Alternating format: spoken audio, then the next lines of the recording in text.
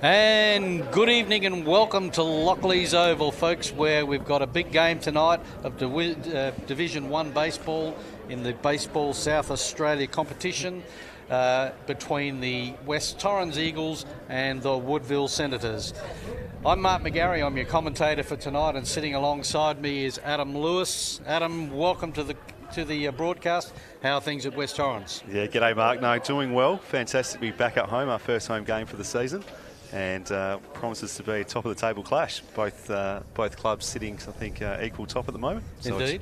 First twilight game, first home game. Exciting times ahead.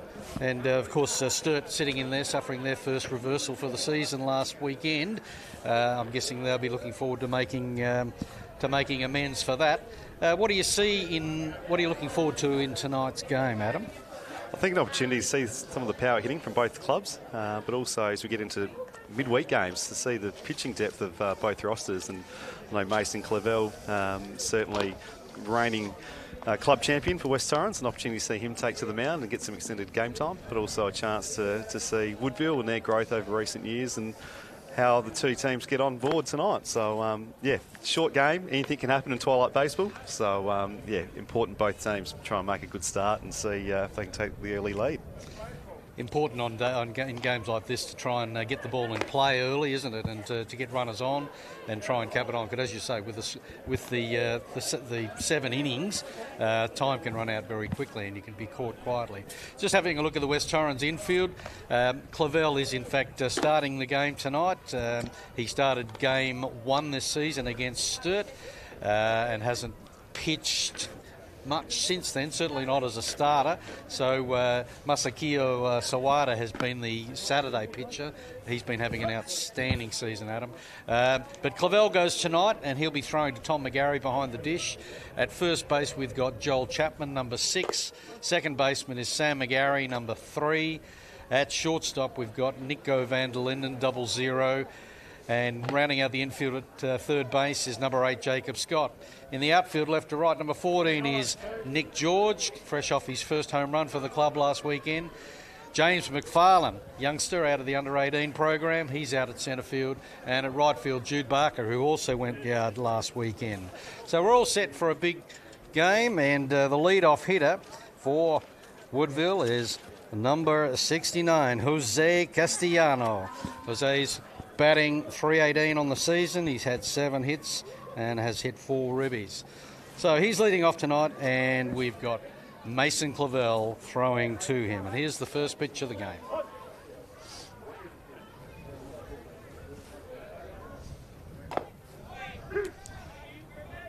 Ian Revels behind the dish tonight as the main umpire. Congratulations to Tom McGarry for his 300th appearance for West Torrens. Just means he's getting older, I think, Louis. No, certainly started young his time at college, as you're well aware, Mark, and to come back and to lead the club in more recent years to success has been really fantastic. So wish him all the best in his 300. 2-1 on Castellano. Fairly typical conditions down here at Lockley's for a Tuesday night game. Wind coming in from the southwest. That one's in there for a second strike. I think we've got 2-2 on Castellano. Top of the first innings, West Torrens against Woodville.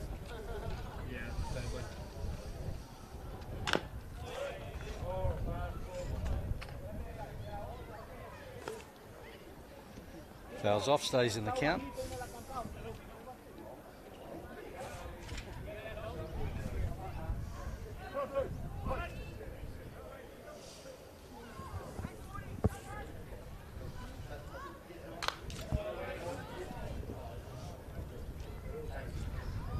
A healthy piece of that. Still 2-2.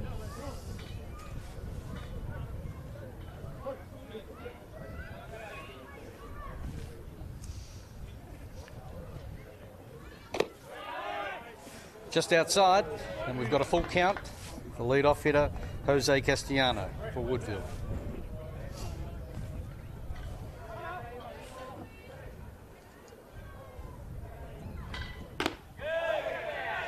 And he gets himself on base. That's a great lead-off batting right there. Starting off a twilight game, fouling off, getting the pitch count up early. So Castellano helps himself. Batting second now is the Woodville captain coach, Drew Jansen, number 7. Very talented baseballer. Hits the ball hard. Won't be pitching tonight, I don't think.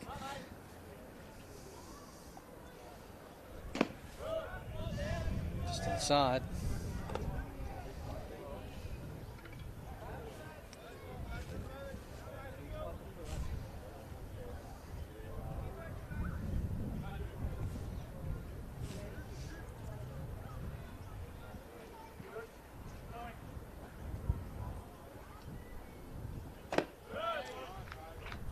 And a swing and a miss from Drew Jansen. Jansen's numbers on the season are very impressive. He's probably leading the club. He's batting 300. He's had 6 hits, a home run, and 4 runs batted in.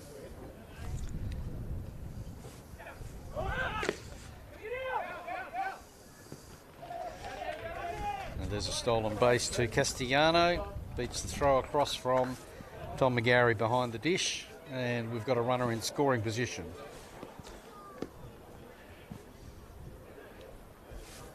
Well, Woodville has certainly made a good start. An opportunity for their 2, 3, 4 hitters to try and drive in the first round, put the pressure on West Torrens to open the game. Important couple of at-bats coming up.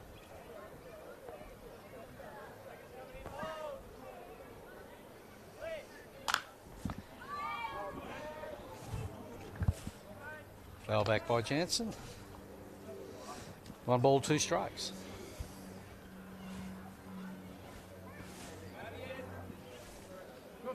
Sorry, 2 balls, 2 strikes.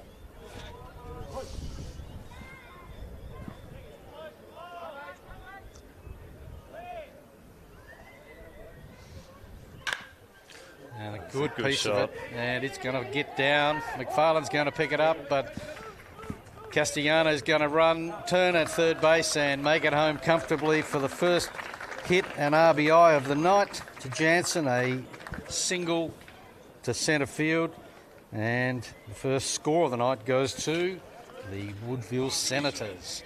Just exactly what you're looking for, as you say, on a night game, twilight games, try and get runs early, and a fantastic start for Woodville. Excellent hit. Both batters had 2 strikes on the count and have been able to get on base and get that first run across the board.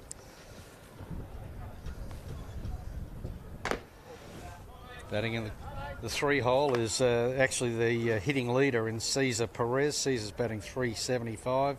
He's had 6 hits, a home run and 4 runs batted in.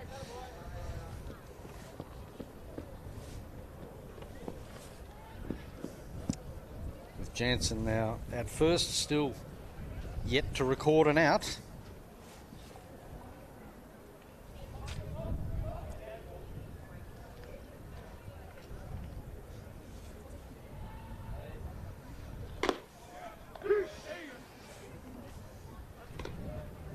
There's a called strike for a 1-1.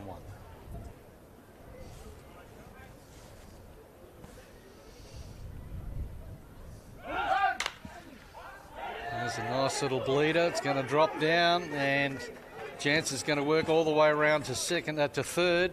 Jude Barker picks it up, and outstanding hitting from the lineup. We've had a walk and 2 singles.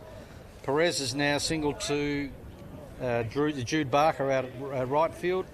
Jansen's gone around to third base. We've got none out and runners at first and third. Woodville would be licking their lips at the prospects right here. Batting cleanup is Wade Moore. Wade's the catcher. He's the batting 333 on the season. He's had 7 hits and a home run and 3 RBIs. That was a called strike on his first pitch.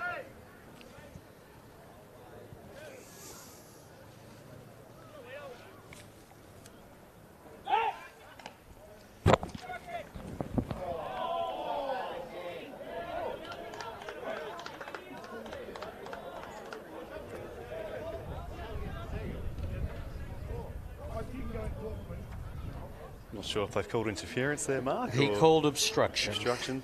It's the same umpire that called obstruction on a tag out at Sturt in the first game, where the batter was 5 metres from the base, and the shortstop walked across to tag him and was called for interference. My guess is the boy needs to just consult with Ian Revel, as Andrew Scott's come out to ask for a consultation on that one. In any case, at the moment, Perez is at second base on an interference call. And what it does for Woodville is take away the double play opportunity. So Coach Andrew Scott certainly wants to try and keep that runner at first, an opportunity to try and maybe turn two and get out of the inning. Without too much damage. Yeah, so... at this stage, with none out and runners in scoring position, second and third. Well, I think it's been overturned. I think he's been overruled by Ian Revel. And the runner returns. I'm not sure what the count was, whether it was a... No, it was a pick-off, wasn't it? Yeah. West Torrens still looking for their first out. And, outstanding approach at the plate by the Woodville batters today.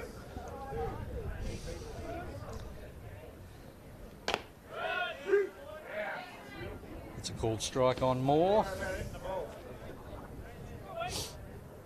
He's got 2 strikes. This has been the danger count for Clavel so far.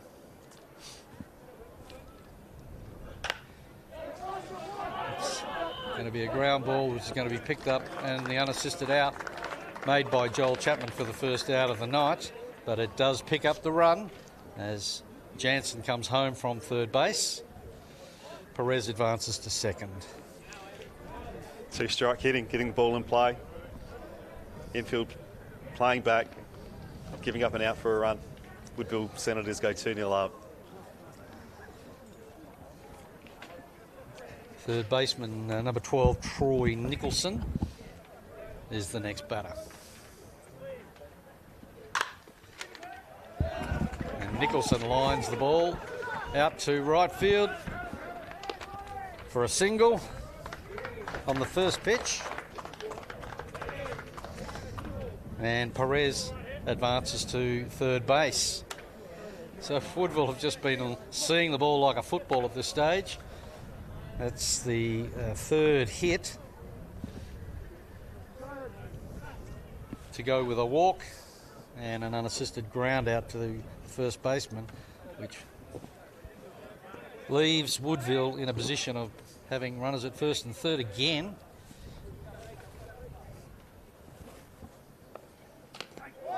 And AJ Verestegi just got hit by pitch. Well, I think they're going to consult whether he's foul ball or not. Did he Mark. swing It's it? a tough call. Always challenging batting at West Torrens. At Lockley's in a twilight, pitcher in the sun, batting in the shade. Yep, he's called it a hit by pitch ball. So now we've got bases loaded with just the one out. Yeah, you're right. The shadows do start to play a part here. You've got the home plate sitting in partial shade. The plate itself is in the shade. The front of the cutout is in bright sunlight. The pitcher is in bright sunlight. And, of course, that's going to change as the game progresses. The number 71 is Joe Paps. Paps' first pitch is a called strike.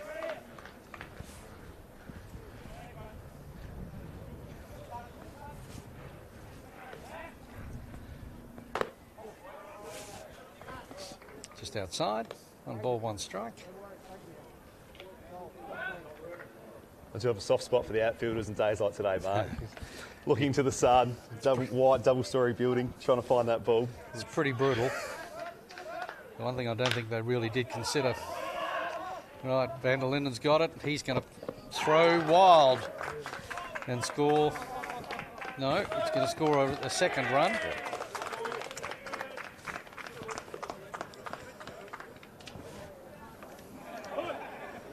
Perhaps probably got a wild throw 6.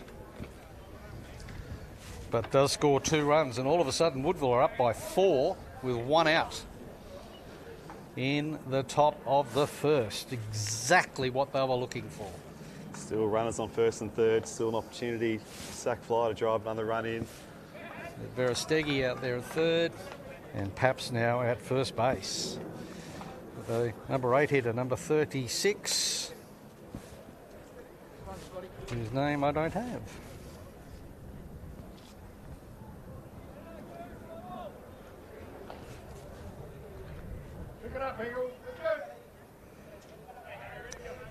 Harrison Kiss.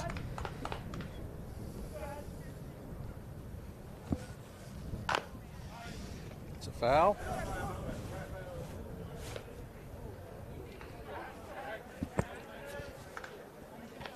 So we've still got 1 out. Runners at first and third. Paps at first. Verostegui at third base. Kiss with a chance to score more runs for Woodville. It's a called strike.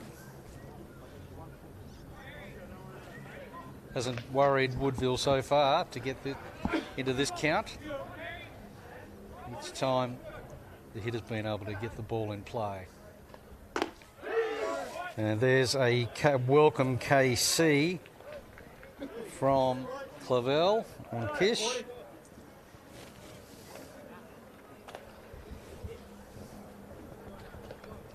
It's 2 outs now. So an opportunity to try and get that third out, and West Torrens to get a chance to respond. Greg Bravo, number 50, has a called strike on him for the first strike.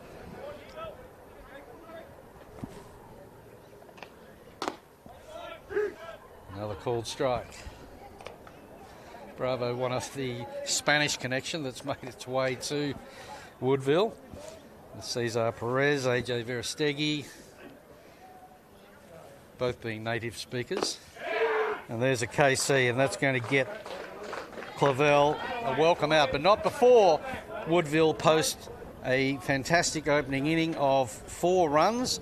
They got 3 hits, a walk and a hit batter, and certainly made sure that when they got the ball in, they were able to get the runs around.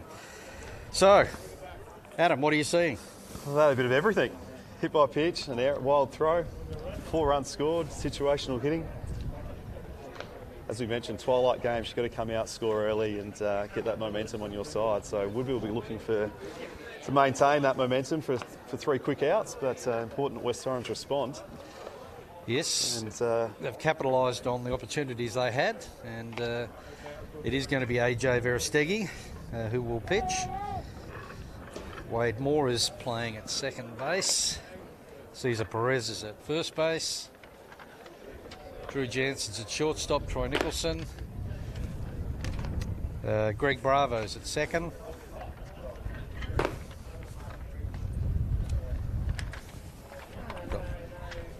Joe Paps out at right field.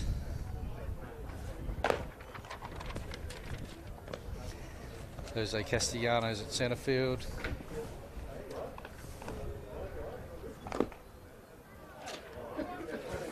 And Harrison Kish, I think he's playing at left field. Jay's a very experienced pitcher, been in the competition for a number of years now. Oh, the strikeout king, there's no doubt about that. When he was playing for Golden Grove, he led the strikeout count every year, and he moved across to Woodville, and he still maintained a very high strike count rate. All right, so leading off for West Torrens at the bottom of the first, and they'll be a little shell-shocked, I think, to see how many runs Woodville were able to score. But again, that's the nature of the beast, and they've been used to the miserly defence of Masakio Sawada, who's been just fantastic pitching on the Saturdays. But again, that's what these midweek games show up, is the depth you've got in pitching. Ultimately, to win a title, as the Sturt Saints showed last year, you've got to have the pitching to go all the way. Henley and Grange over the last few years have also had great depth in pitching, hence the number of times they've featured in grand finals in recent years. All right, so Andrew Scott, coach for West Torrens has sent out Nick George. Nick George's last game against Kensington saw one of the balls that he hit go over the fence. So he takes up the cudgels against AJ Verstegen and takes a pitch just high and inside. Nick George celebrating his 150th game for West Torrens after coming across from Northern Districts. So we wish him well this evening. Called strike for Nick. Yeah, fantastic achievement. He broke through at Northern Districts as a very young player. I might be wrong, but I reckon he was about 15 or 16, working for North. 2 strikes now on George. And so he would have played probably equally as many, probably more games at correct. North. So his career has really been fantastic, and he's still only a young man. And he makes things happen. If he finds a way of getting the ball in play, and then when he's on the base path, he's always looking for that next base. He's a danger when he's on, there's no doubt about it. Played through injury most of last season, but it's great to see him healthy again. And he's called for a 3rd strike looking, and West Torrens lose their first out.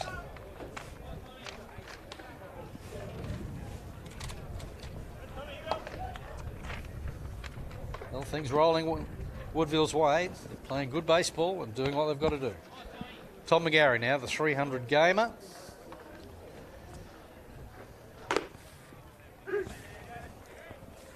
Called strike on his first pitch. McGarry debuted at about 17. I reckon it was close towards the end of your career, Adam. Yeah, that was the Ron Harvey days. That was Ron Harvey, yeah. Just before he went off to the United States. Correct. Spent 4.5 years, 5 seasons basically, playing in college ball.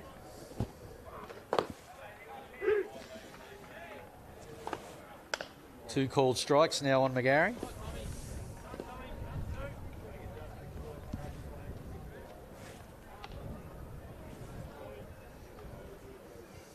Stiggy's lost a lot of weight. McGarry takes that one inside. Yeah, he's lost a lot of weight. Looks terrific now. As a prime athlete, it's actually difficult to tell him apart between he and Cesar Perez. Similar build, similar height. McGarry hits a ground ball, roll over. Bravo's picked it up, and it's a simple 4-3. To get the second out. And that's what AJ's going to do all night. He's going to throw strikes. He's aggressive. He's going to put it there. The batters know they're going to have to be on their game. There's no free passes being backed up by his field. 2 batters, 2 outs. Woodville's done everything they need to get this first inning on their terms. Batting at number 3 is Sam McGarry, playing second base tonight. He's had a tough start to the season. He's come in with a shoulder complaint.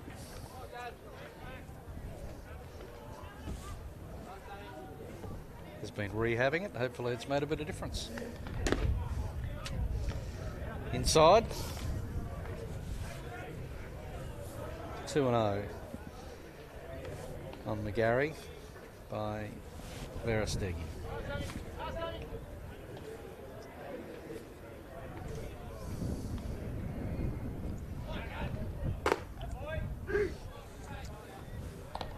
That's a called strike, 2-1.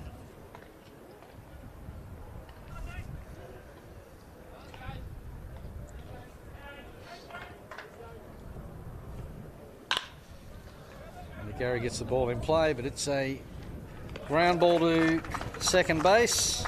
The McGarry brothers are both out 4-3 for exactly the inning that Woodville were looking for after a 4-run start. They're able to send the top of the West Torrens order and set them down in order for no runs. So, Louis, what's been happening at West Torrens during the off season? Clearly, we've had a lot of away games. Do you want to talk us through what was the reason for that?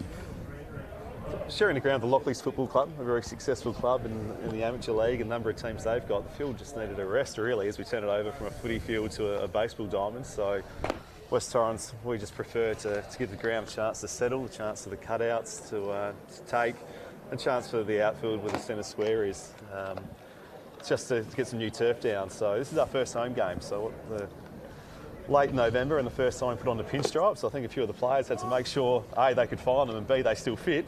But certainly it's good to be back home, and we were certainly looking forward to getting towards Christmas as we look forward to our life members, past players and sponsors day on the Saturday the 7th of December. So it'd be great to bring the whole club together. But yeah, certainly the start of the season's been a success on and off the field. We're fielding 6 men's teams, 2 women's teams, 6 junior teams, and even our T-ballers, our mini Eagles on a Friday night are at record numbers. So certainly great to see men, women and the kids taking to the diamond, and certainly hope that the season is a success and an opportunity for everyone to have some fun as we make our way into the second half of the season. Well, we're back at the top of the order to start the second inning, and a called strike on the lead-off hitter, Jose Castellano, the centre fielder.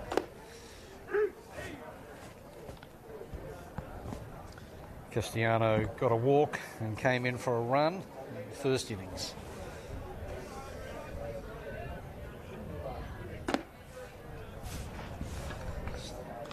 It's a bit up. Ball and 2 strikes on Castellano.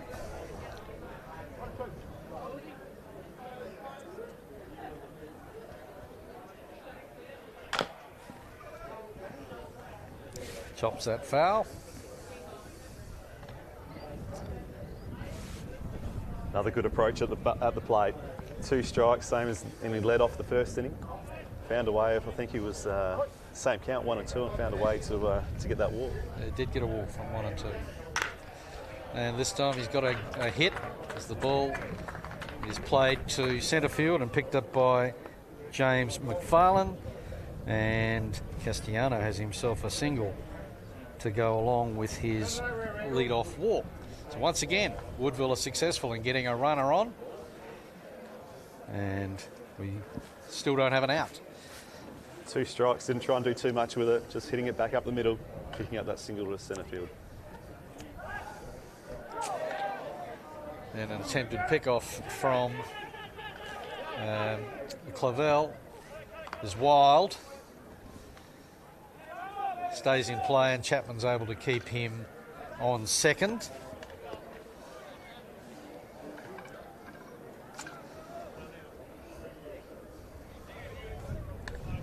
How quickly things can change with 2 strikes and the lead off to a runner on second base, none out. So runner at second, none out. Clavel to Drew Jansen, who clips that one foul down the third base line.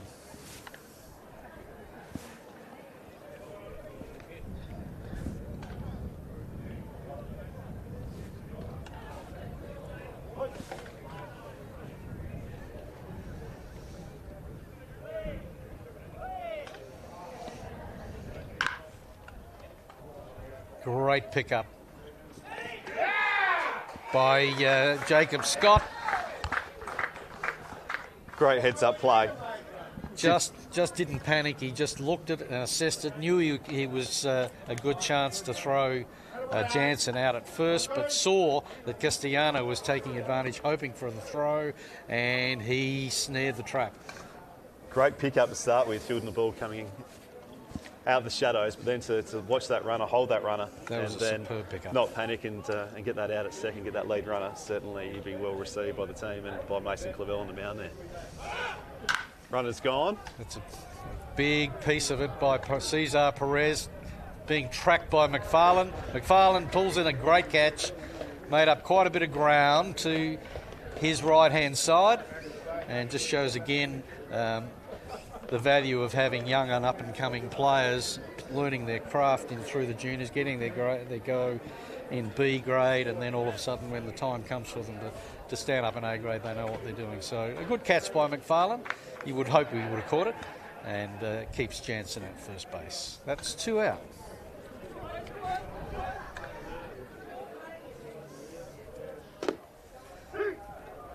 called strike on Wade Moore. Wade Moore was out in the first with a ground ball to Joel Chapman, but in so doing picked up a run, which West Torrens traded for the out. Now he's got 2 out with a runner at first and a strike. Fouls that one into McGarry's glove.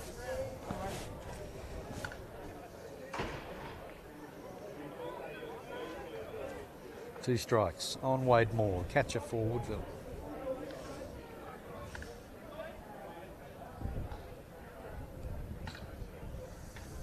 The foul. So, Louis, as an outfielder, what is the outfielders facing on nights like this? It's a challenge. You've got the wind that's coming in, probably more from, for those not familiar with Lockleys, coming in from right field. So pushing that ball towards that left field line. Then you've got sun setting, and then with a brand new double-storey building to really make it difficult for the contrast. Runner goes. And that's a great pick-off from McGarry. Caught stealing was the skipper, Drew Jansen. And the runner is picked off, and that's the 3rd out of the inning. So a good comeback after another shaky little start from West Torrens in the top of the 2nd inning. So no runs added to the score by Woodville. They're still 4-0, but again, a good start. They've had a lot of runners on back. There's been a lot of traffic.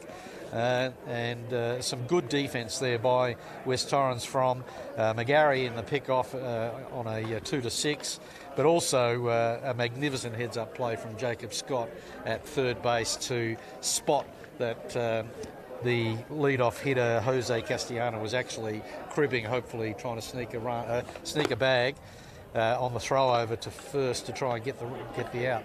And as it turns out, he was caught short when Scott threw to Nico Vanderlyn, and the shortstop who was able to effect the tag. I'm sure Andrew Scott will be pleased with that inning. I think the body language is better, the energy and enthusiasm. But as you said, Mark, to field backing up the pitcher, it's hard enough getting 3 outs in an inning without giving any free bases. As Brian Scott just says hello. It's an opportunity now for West Torrens with their approach in the batter's box. 4, 5, 6 coming up, and so hopefully get a runner on board. A good start for Woodville in the bottom of the first. They were able to go 1, 2 and 3 through the top of the order. So yeah, we're looking for some response from West Torrens. Obviously, if they're going to address this 4-run deficit, they need to get some runners in play. So Friday nights down at West Torrens, Adam, what's been shaping up? They've been monster nights. We have the last couple of weeks, and again on Friday night this week, we've got both diamonds with women's baseball on. We have a May junior training night, and when you add 35 T-ballers ranging from about 3 years of age to 6, there's a lot happening. So great to see everyone at West Torrens.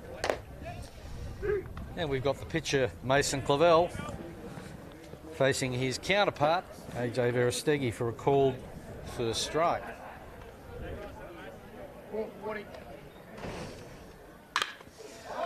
And Clavel lays plenty about on that one for the first hit of the night for West Torrens.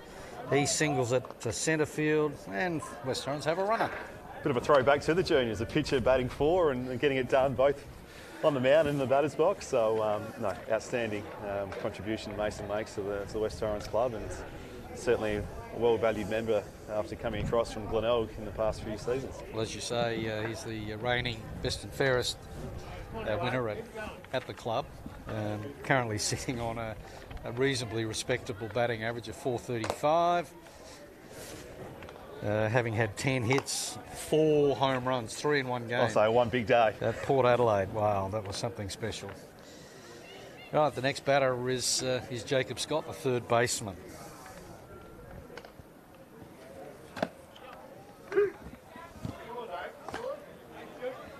You'll see the West Torrens players wearing black armbands this evening for the passing of former West Torrens player Rex Blundell. So it's our first home game, and sign of respect to the Blundell family.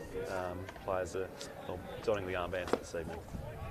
Condolences to the Blundell family. As Scott takes a pitch to be 2-1.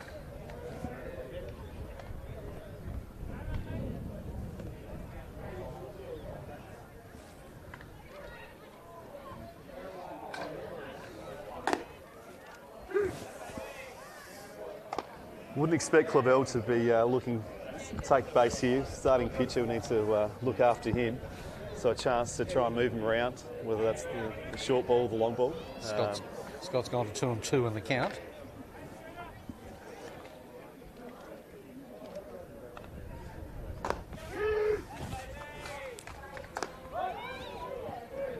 And is the second called strikeout looking, called strike. The next batter is left-handed James McFarlane, the centre fielder, number 47. Hit his first home run in A-grade baseball at West Torrens at Port Adelaide a couple of weeks ago. He was very excited about that. And continues his hot form by having a seeing eye hit through the gap between third base and shortstop for a single to 7. And Mason Clavel moves up 90 feet. So West Torrens, with one out, have got runners at first and second for the first time tonight. And the shortstop, Nico van der Linden, comes to the plate. Experienced baseballer himself now. He'd be close to probably 300 games himself. I think he'd be well over it, to be honest. I think his brother Nathan's isn't like 500. Nico's closer to 400. So they were all part of the Ron Harvey era. Ron really concentrated on bringing a lot of youth in. It was at a change of eras really with the departure of Andrew Scott. And Van der Linden pops the ball up. Stay in play. And it's gone over the fence for a foul. His first strike. Yeah, great utility, Nico. Many years as a centre fielder for West Torrens. He also used, well, as you can see this evening, playing shortstop, second base, third base.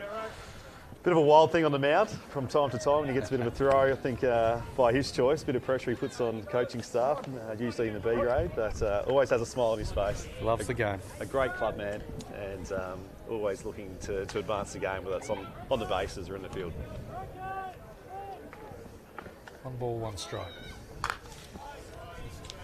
And Van der Linden's not going to be guessing or die wondering here. He's going to be looking for the opportunity to get the ball in play and maybe pick up a replying run that West Torrens are looking for. We've got 1 out, runners at first and second. 1 ball, 2 strikes.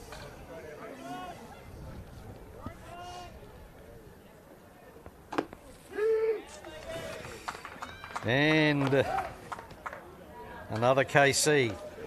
Versteegi continues to just pile up the strikeouts.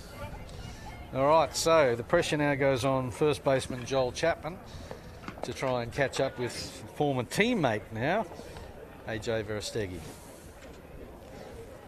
2 out now, runners at first and second.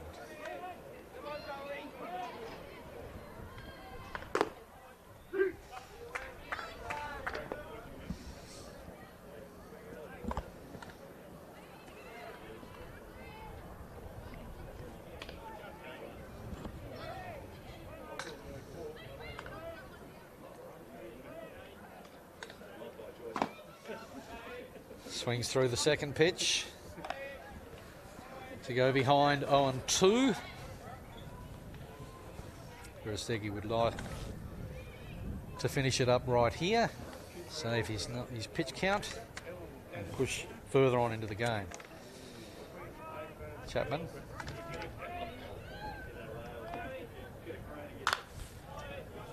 gets some wood onto it, but it goes high and is into the grandstands at the back, or at West Torrens, it's onto the roof of the building. And the count remains at 0-2.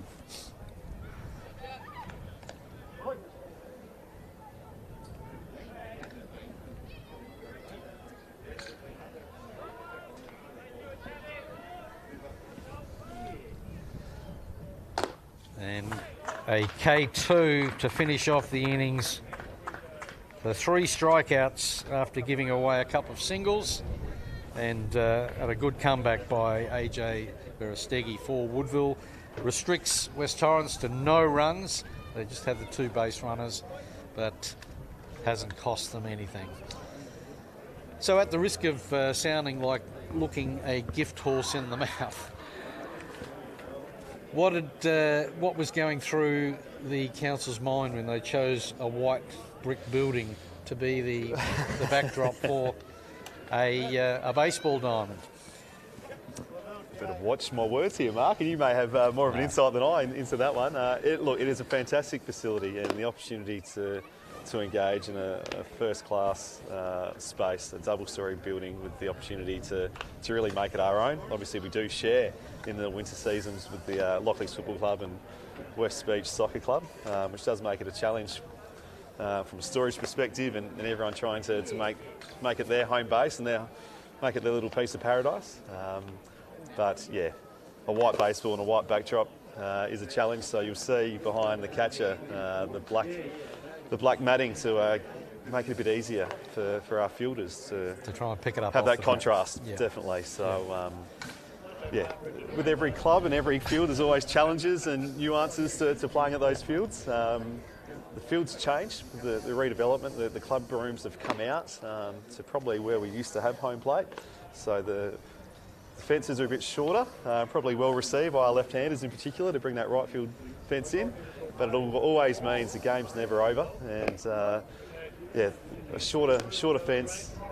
If that wind on a Saturday afternoon can blow out, it can certainly change the whole narrative of what it means to play baseball at West Well, Torrens. it is 320 left and 325 right, so there's not a great deal of difference. Of course, for all the left-handed hitters, hitting to right field here at Lockleys has always been problematic.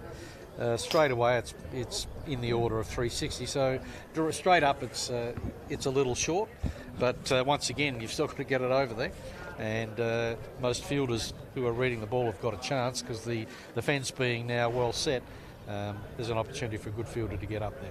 We've got a change in pitching right here, and we've got number 24, Jared Large, coming in to pitch in place of Mason Clavell, who I'm guessing is going to stay in the game as the DH. But Large, number 24,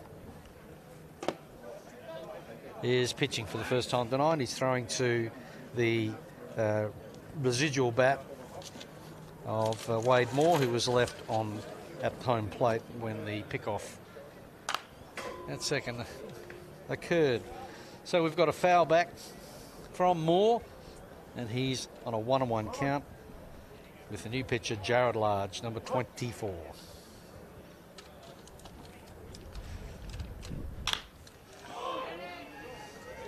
And McFarlane has got a good jump on it and had to come in and get it. It was going to be shorter than I think he anticipated in the first instance. May well have just hesitated because of the white background, Adam, and looking into the sun, but was able to make ground quickly enough for the first out to be recorded, and Wade Moore flies out 2-8. Now we go down to the experienced Troy Nicholson. Now, the last time I checked, I think Troy had played about 1,000 games at Woodville. I might be exaggerating there for the Nicholson family, whom I have great admiration for. We spent some time. Sam came up as a junior, and Troy was in those teams. I played Little League and 14s and 16s and what have you. And a very talented, versatile baseballer is Nicholson, and he's certainly made his way into the Division 1 squad and is playing third baseman tonight.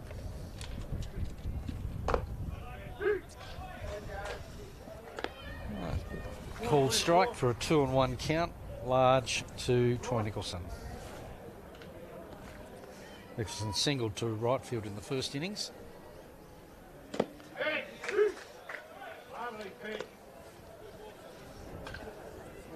Good start by Large. Being in the bullpen, probably didn't think he'd be coming into pitch after 40 minutes, but made a good start. And the commentator's curse mark with... Yes, as soon as you say something nice, they do something just to make you look like a complete fool. Okay, 3-2 is the count on Nicholson, as Large has one out.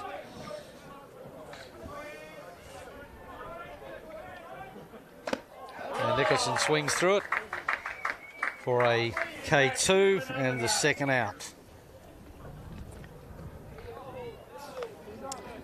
All right, good start from Jared Large.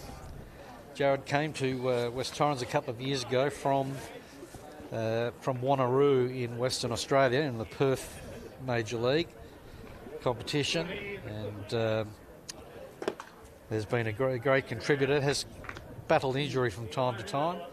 Played in our premiership side in his first season, and of course he's great mates with the sensational, awesome player that is Mitch Neuenborn.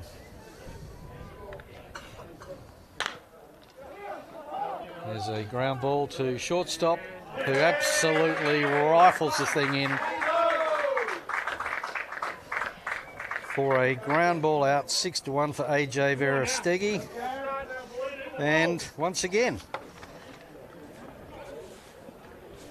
the appropriate 0. So the blip on the radar has been the 4-run beginning, which, as we noted before the game began, is what they would have been hoping for, given the nature of these truncated fixtures where only 7 innings is played. So, Woodville 4, West Torrens 0. We go into the bottom of the third, and West Torrens have recorded a couple of hits. Woodville have certainly got 3 that I can see on my score sheet, with a couple of strikeouts. Might take this opportunity, Mark, just to acknowledge some of our club sponsors. Please do. West Torrens, certainly, first and foremost, our gold sponsors. So to Bell Property, Glenelg, Henley Beach, Dave Ferrari, and the work he does with his team there in real estate, offering expert services and in property sales and rentals, both long and short term. So thank you to David and his team. To our long-term sponsors, the Lockleys Hotel, a valued long-term sponsor, undergoing major renovations at the moment, but they still remain open, so please stop by the Lockleys for a drink or a bite to eat. To F93, Fran with F93, a cafe located in Keswick. I know you know this one well, Mark. Yes. Provides some meals for the club throughout the week, serving over 100 meals on Friday nights, Saturday nights, but certainly Monday to Saturday you'll see him at Keswick with F93. And to the Bendigo Bank, community-focused bank supporting all local sporting clubs. For us, Burbridge Road, West Beach, for their personalised service, we certainly do value their continued support to the West Torrens Baseball Club. So just wanted a quick little shout out to those 4 valued businesses. And also, sorry, my apologies, Drossen Hotel with the Perks family. They've been a supporter and a long-time association, West Torrens, with Brad's father, Gil, the former president, and his mother, Faye. I believe the first woman inducted to the West Torrens Hall of Fame. So if you're across the New York Peninsula and in Ardrossan, please stop in and support the Ardrossan Hotel. And the club honoured Faye Perks last year by naming the best and fairest for the women's team after her. So I pay tribute to Faye again. If she's listening, I say hello. That's a first pitch ball to Jude Barker, the right fielder, number 50. Has a check swing for a 1-1. His first at bat, we're almost 50 minutes into the game. Yeah, so that's how well Verastegi's been able to pitch. Another good game for Barker last weekend. He put the ball over the fence at Kensington.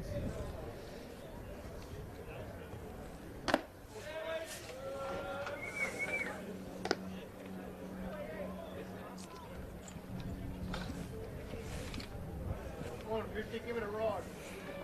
2 balls and 1 strike on number 9 hitter Jude Barker.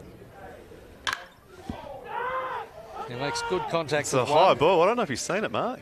Yeah, he's picked it up he's late. Picked it up now, yes. So that's a fly out to 8, but briefly was in a bit of trouble there, the centre fielder, Castellano. And understandably, he's looking straight into the sun. And took a second to pick it up. But when he did, he made no mistake.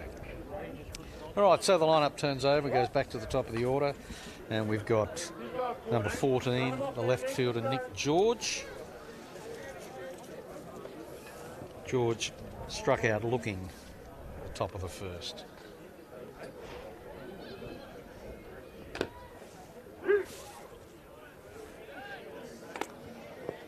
Shapes the bunt. Opts out. Still gets the called strike from Ian Revel.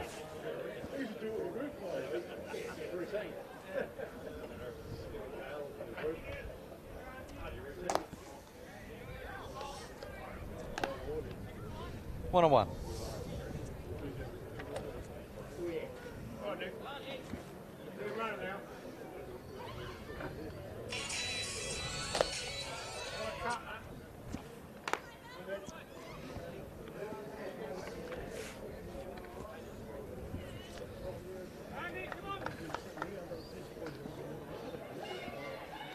AJ still controlling that the now. zone. Yeah. That's his MO.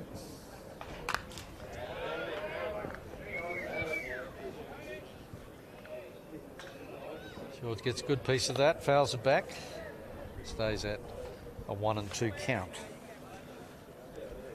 An important at bat here for West Torrens and Nick George on with McGarry and Clavel to follow. And Nick's always lively on the bases, so 2 strikes, an opportunity to see if he can make something happen here in the field.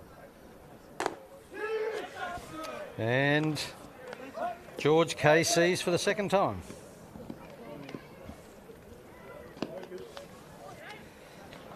So I'm just checking. It's 1, 2, 3, 4, 5 strikeouts tonight for Verostegui.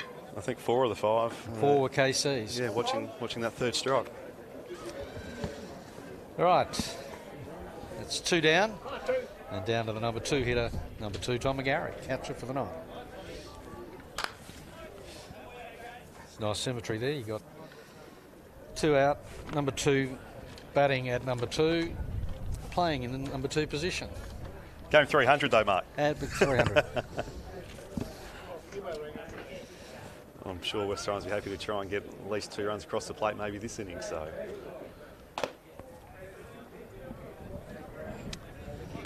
foul off the first pitch and high inside the second. There's Tom McGarry at 1 and 1.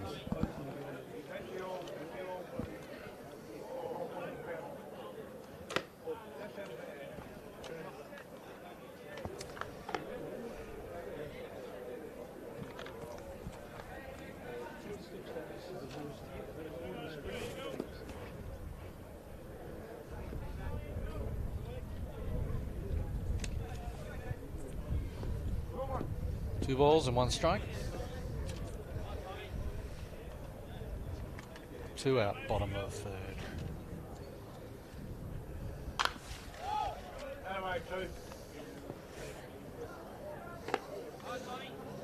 Gary fouls that way to the left-hand side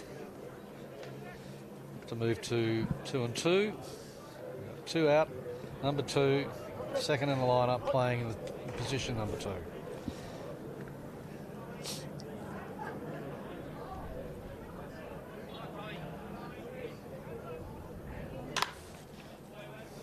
Another piece of it, hitting it down to the third base side. Staying in the count at 2 and 2. Wind's getting stronger as we move into the evening, halfway through our game. But AJ still full control on the mound.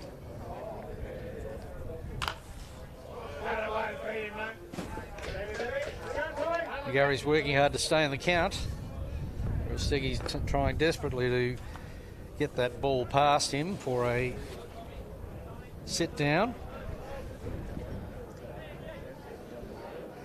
with 2 already in the hutch, he'd like to finish this up with as few pitches as possible. 2-2. And he wanted that one. But gone through at 3-2. Whereas Steggy gives a big smile. He was hoping for that, but I guess... Certainly a good battle here between McGarry and AJ. McGarry gets a good piece of it, but it's high and left. He has trouble picking up, but gets it in the end. It's an F7. To end the threat in the 3rd inning. That was Harrison Kish who had to battle the sun out there. I think he was doing exactly what you were saying, Adam, battling the background, the sun, but he did a good job, got under it, was able to read the flight, and McGarry just didn't quite get enough of it to get it into a position where he could get on. Nevertheless, we've got 3 innings in the books. Woodville sitting on a 4-0 lead, which they set up with a very good beginning of the game, with their first 4 batters becoming runners. They're getting hits and converting their opportunity into runs. Woodville's approach has been outstanding from the first pitch. 2 strikes, covering up, fouling balls off, putting balls in play, running the bases hard. They've done everything you'd hope. Andrew Scott would want from his troops. Certainly for Jansen as a playing coach, it's always challenging, but certainly to get those runs across the board in the first inning just gives an opportunity to work their way into the game, a bit of confidence, and being backed up in defence with AJ and some great fielding behind him to support him on the mound. So 7 innings or 2 hours, and the opportunity to try and get those outs pretty quickly. Woodville have certainly made a good start of the proceedings, and the challenge is on West Torrens in this 2nd hour to try and get a couple of these runs back across home plate. So the right fielder Joe Paps comes up, number 71, and we're in the top of the 4th inning.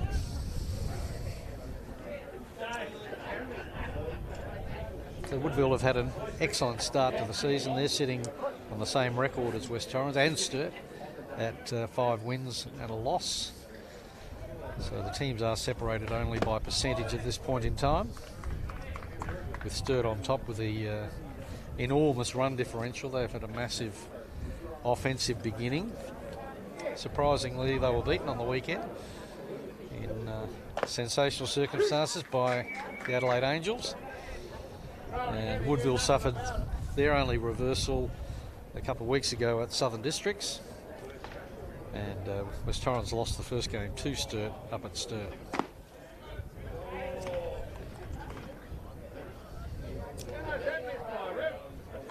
So Jared Large has got 2 balls and 1 strike. The count on Paps. This is his 2nd run through. Foul back to even the count at 2-2. The other thing Coach Scott might be exploring, Adam, is to maybe mix and match the pitching on Tuesday night. I would think that he would be confident that he's got enough pitching to throw that around as needed. Obviously leading off with Clavell tonight, Large. Who else has he got up his sleeve? Well, he's handed the ball over to Jacob Scott a few times, his son. Some pretty tough situations as well. Yep. So Jacob can come in different circumstances, isn't flustered and finds ways of getting out. It's Joel Chapman, coming back to West Torrens this year after some time at Woodville. That's certainly got some innings in his arm as well. And a lead-off walk. So I think that's a lead-off hitter on base each inning, maybe not last innings. But certainly 3 of the 4 innings they've had the lead-off hitter make it to first.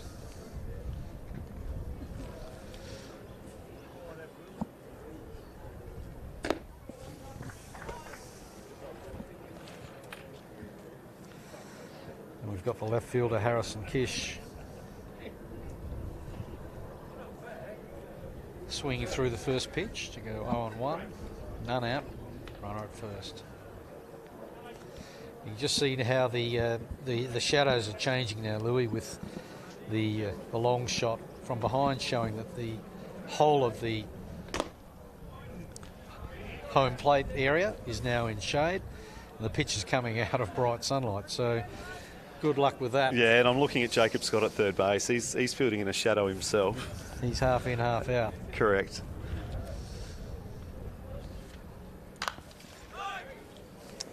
So 0-2 on Harrison Kish. Fouls it back.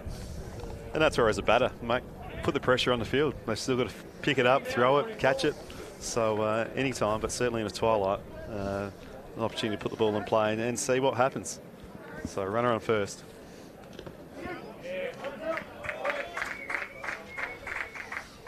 And a K2 for Jared Large on Harrison Kish. Brings the first out.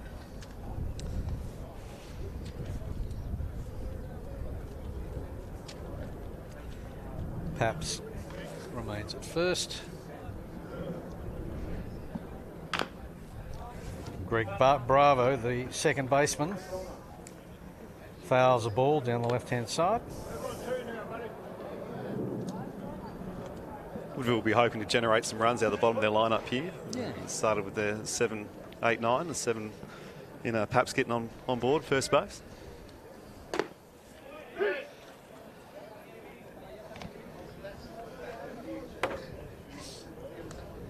And from West Torrens' point of view, they would love nothing better than a ground ball to perhaps pick up a double play.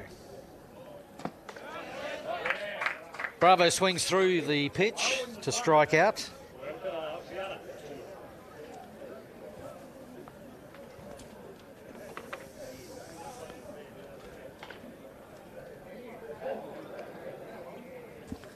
And we go back to the top of the lineup where Jose Castellano, the centre fielder, number 69, has had a walk and a single tonight. Been really impressed by his approach from that lead-off at-bat start the game to pick that walk. His last at-bat, a really well hit, I think 2-strike piece of hitting up the middle, the single to late.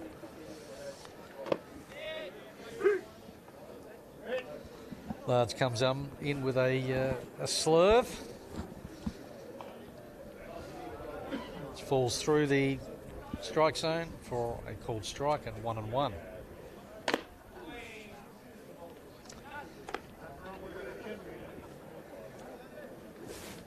Castellano shaped the bunt. Ball was up, so he let it go through. 2-1.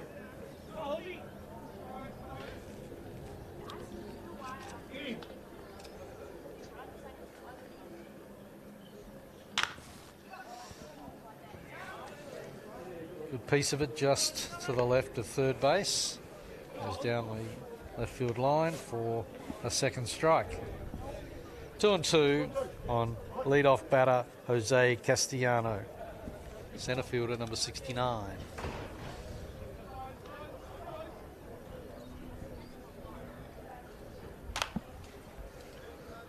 He's certainly giving the pitchers a lot of trouble tonight. He's a tough out. You'd love to have a player like this on your team. In the SABL, where you've got pitch counts or time games, certainly going deep in counts and putting some pressure on Jared Large to find this third strike or third out. And commentator's curse for Jose. I'm sure he'll be thanking you for that as he swings through. My apologies. Swings through the pitch to get Large out of the inning. Again, for West Torrens, no further cost. And the lead-off walk doesn't come back to bite them as Joe Paps was left on base. Right, we move to the bottom of the fourth inning, and it's still AJ Verostegui going, and I can absolutely understand why Jansen would be keeping him in there. He's got plenty up his sleeve, and with the lineup turning over and him doing as well as he is, there's no doubt that he'll keep him in for as long as he can. Definitely, and it's a big opportunity at the beginning for West Torrens here with Sam McGarry, Mason Clavel and Jacob Scott, 3, 4 and 5 for West Torrens. Chance to get the bats going, get a runner on board and move them over and try and get a few runs across home plate. So looking forward to the battle of AJ versus the Sam McGarrys and Mason, who picked up a nice shot before. Last time, yeah. He's well on the way to a complete game. He's only thrown 45 pitches. So very good start from Beresigi, exactly what Jansen would have been looking for. Strikeout machine coming into the bottom of the fourth inning, only the second time through the order for West Torrens. And as you said, he'll be facing second baseman, the number 3 hitter, Sam McGarry.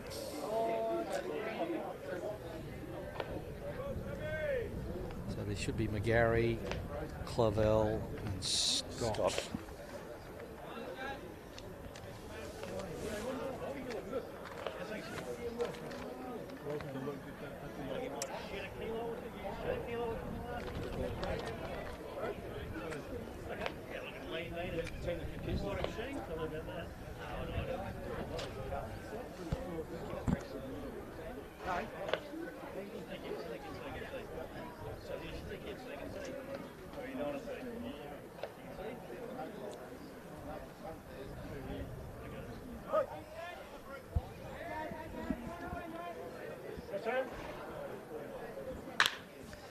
McGarry swings at the first pitch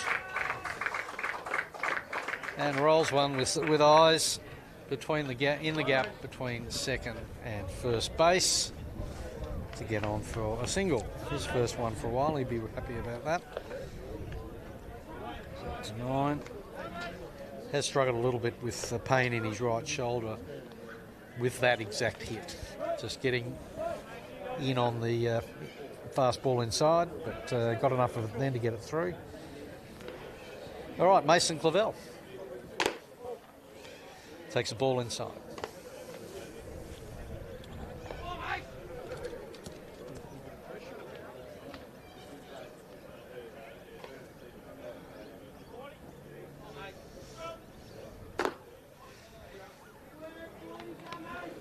Big swing from Clavel there. Interesting to see how our West Torrens go about trying to get back these 4 runs. Yes, they certainly need to start trying to peg them back with only 4 opportunities remaining. Don't want to be leaving it to the last innings to have to manufacture a grand slam just to tie it. So yes, they'd want to be picking one up soon. All right, 2 balls and 1 strike on Clavel. He's always got a very aggressive approach at the plate.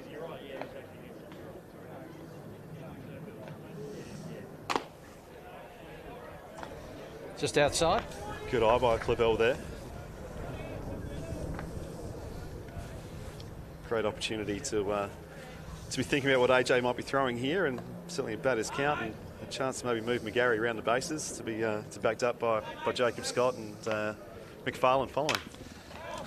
And Clavel pops it up, and it's caught in foul territory by the first baseman, Cesar Perez, for the first out of the inning. Again, AJ getting well supported by his field. No such thing as an easy pop out at West Torrens with the situation that we have, the weather and the sunlight this evening. So well done to Perez for always dangerous, a 4-hole hitter, and a count like that to get an out for the Senators. Third baseman, Jacob Scott. 1 out, runner at first. Leaves the first pitch up.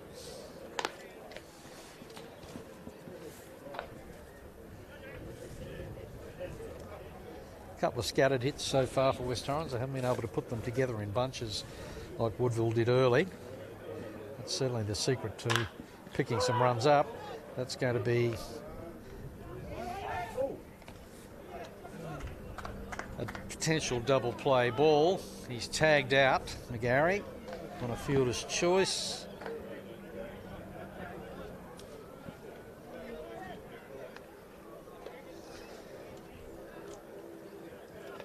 Again, a conversation being had by Woodville and the base umpire. who's seeking some support from Ian Revel behind the plate there, just about, with a Sam McGarry got involved, trying to break up that double play.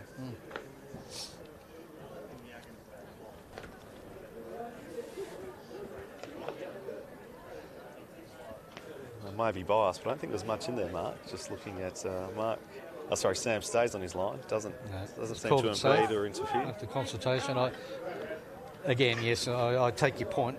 We certainly were looking at it through West Torrens' eyes, but I think he's entitled to slide for the bag, which he did. He was tagged out. Well, actually, he was tagged out.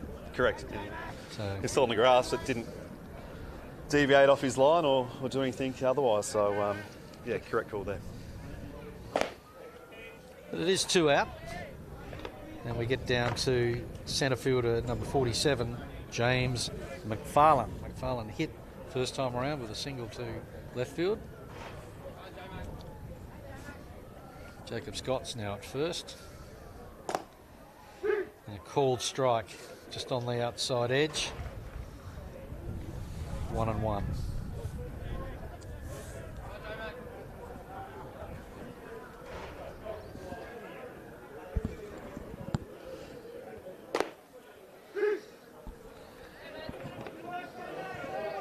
Two outs, 2 strikes. I wonder whether Coach Andrew Scott might look at sending Jacob, trying to advance him to second base. And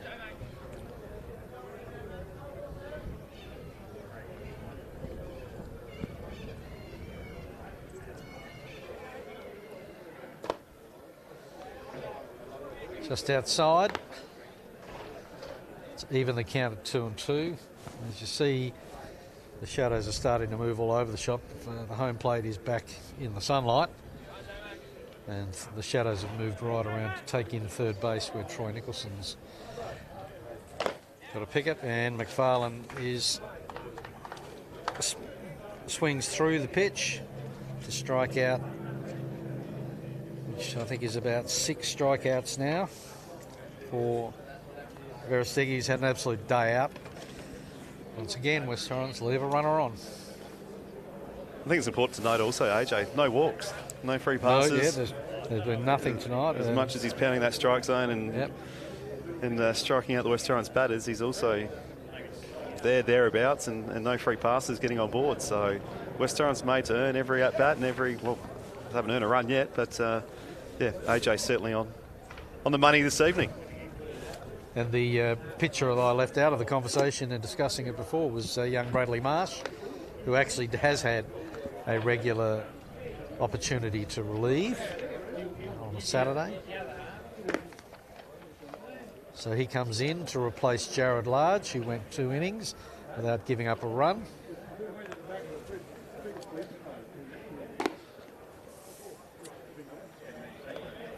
Large through just 30 pitches, Clavell through 42. Just the 1 walk for Clavell, 1 for Large, 4 strikeouts to Large, just the 2 to Clavell. But of course the 4 runs at the beginning of Hurt have given only 2 of them as earned runs, as errors were recorded by Joel Chapman and Nico van der Linden. So we go into the top of the fifth. It's certainly still chilly here at Lockleys. Good opportunity to promote stoked fireplaces, Mark, with the Rowe family, Adam and Zoe Rowe, with their shop on Grange Road there. So despite being a summer sport, it's always chilly here at Lockleys. So yeah, get on, see the Rowe's stoked fireplaces on Grange Road, and again support the sponsors that support the West Torrens Baseball Club. So Bradley Marsh is going to pitch to Drew Jansen. He's just outside on the first pitch. Jansen, the captain coach this year of Woodville, having been their import for the 2 years prior to that.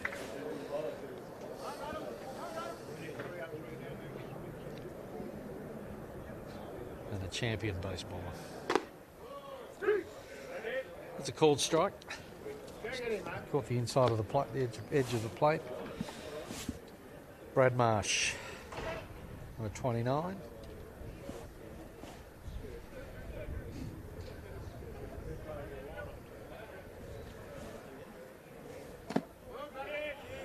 Just off the edge. 2 balls and a strike. It's going to be a challenge here for Marsh. Experienced lineup that he's facing here with Jansen and Perez and Moore and Nicholson, AJ. Certainly know their way in the situation in the batter's box. A good piece of it. George has spotted it and has pocketed the fly ball for the first out. Drew Jansen with a single in the first innings, got on a fielder's choice in the second, and has flown out at his third at bat. Again, can I reassure everyone that looks routine maybe on the screen, but if you at our vantage point here to see the sun and the battle that Nick George or any outfielder is having at the moment, it's a good catch in the conditions. As I seem to recall my first years at West Torrens, Adam, that was your experience. It was. That's why I always have a soft spot for the outfielders, particularly a left fielder at West Torrens. So, yeah, it's sometimes forgotten about those that back up the infield. And the first pitch to Cesar Perez was a strike. So Marsh has done well to get ahead, 0-2, but now here comes the hard work, because as Woodville have proven all night, they're at their most dangerous when they get to this count.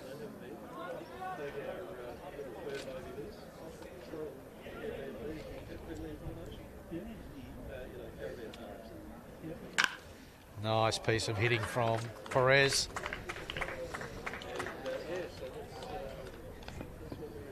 Just another example of the great approach Woodville are having at the plate. As you mentioned, Mark, the first 2 strikes over the plate, but an experienced, well-drilled team, always putting the pressure back on the opposition and find that gap through shortstop and third base and putting the ball out to left field to get the runner on board. It's his second single for the night. 1 out now with Wade Moore, catcher, taking the first pitch through the zone for a called strike. Cesar Perez at first. He's gone 2 for 3 on the night. As I recall, his fly out to Wade was a very high ball.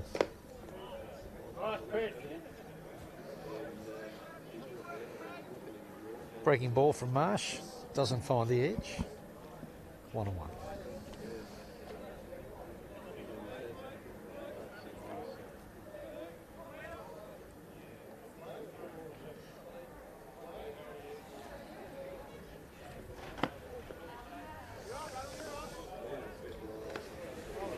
Inside to Wade Moore, who takes it for a 2-1 count.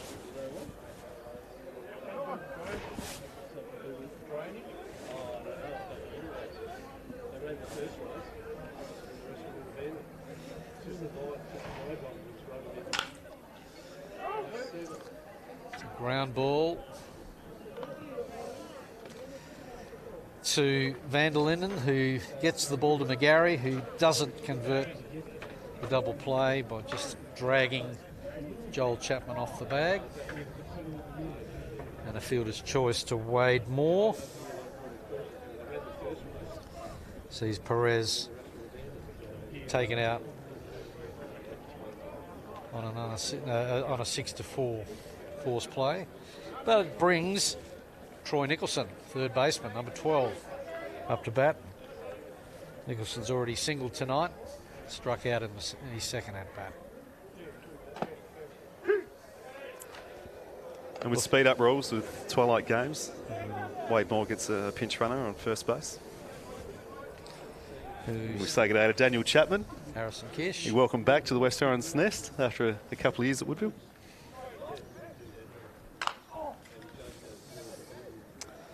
A foul to the right-hand side, down the first base line. And it's an 0-2 count on Nicholson.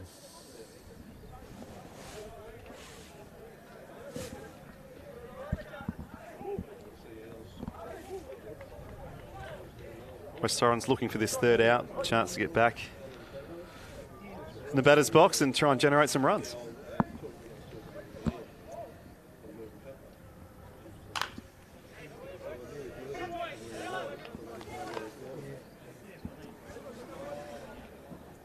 The 0-2 pitch is fouled back over the first base netting into the grandstands at a Major League ballpark, but here it's into the park. Nicholson gets a hit and it's going to get down for a single to Nick George at left field. His second hit for the night. Second hit for the night, 2 singles.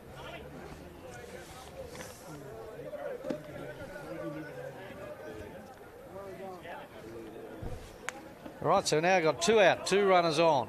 Runners at first and second. AJ Verostegui at bat. He was hit by pitch early.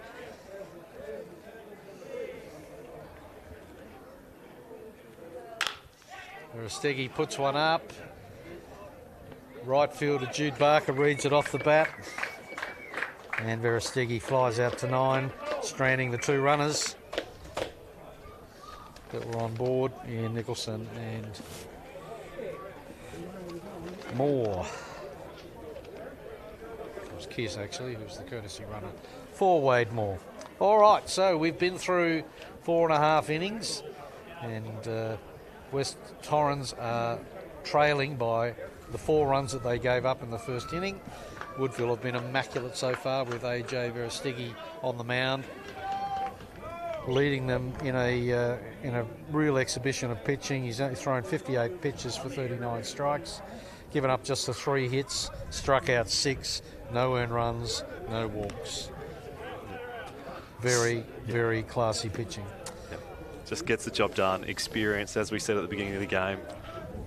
You'd love to have him on your team. He finds a way of getting ahead in the counts, and certainly, as mentioned, no free passes, no walks. Been backed up by his team, and he brings up 7, 8, 9 for West Torrens with Nico van der Linden, Joel Chapman and Jude Barker as we go into the bottom of the 5th. Of course, I don't need to repeat it, but West Torrens probably need to get a wriggle along if they're going to look to get any of the runs back that they conceded early. But a masterpiece of a performance so far by AJ Verostegui. And as I said, if you have a look at his figures, it's just been exceptional. Just thrown as I said, the 58 pitches. He's allowed to throw 95. So he's got plenty left in the game. He'll throw the complete game. Just giving up the 3 hits and for 6 strikeouts. Coach Jansen would be absolutely thrilled with that. And not the start West Torrens wanted either. First home game, as we mentioned, for the season. Yeah. Wearing the pinstripes for the first time with NASA Wear, our new uniform sponsor for this season, Matthew Wilson and his team. So, no, for the West Torrens club and first home game, certainly looking for a response. Nico van der Linden takes a pitch to the body and makes his way down to first base.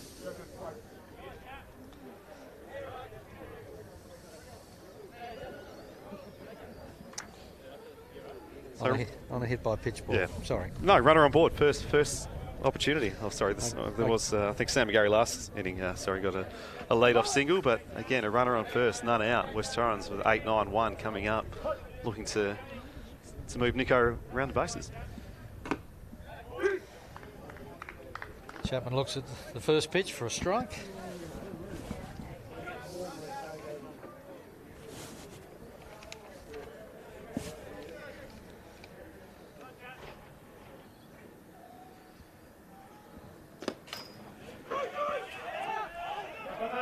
And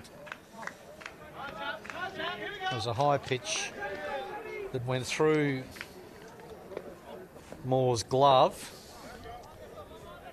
which van der Linden took advantage of and got down to second base. Interested to see whether they give that a wild pitch or a pass ball. Probably given its height, it's a pass ball. Chapman swings through the next pitch to go to 1 ball and 2 strikes. Van der Linden at second represents their best chance of scoring in recent times, or in the game so far. And Chapman strikes out for his second strikeout of the night. Bringing up number 9 hitter, Jude Barker, right fielder, number 50.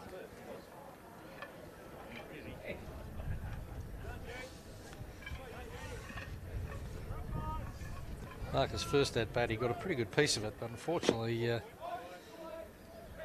went to the field and was picked up out at centre field by Jose Castellano. That pitch was low and away for first pitch ball. Big cut from Barker.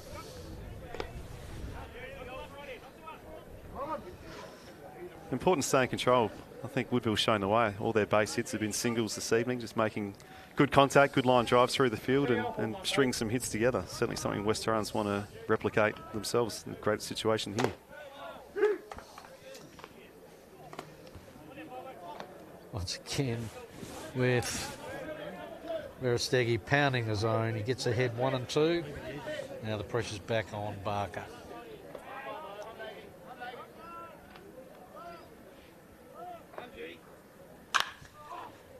And Barker gets the ball high in the air. It's going to right field. It's taken, but Nico van der Linden tags up. And that's a fly out to 9. That's always going to hold up in the breeze, Mark, with the wind that's coming in from right field. That's what happens to lefties all the time, just ask him. But van der Linden gets down to third base, and so here's an opportunity if Nick George is good enough to get the ball in play. Coming up for his third time at bat, having struck out looking both times previously. First time West Torrens has got a runner on third base. Yeah.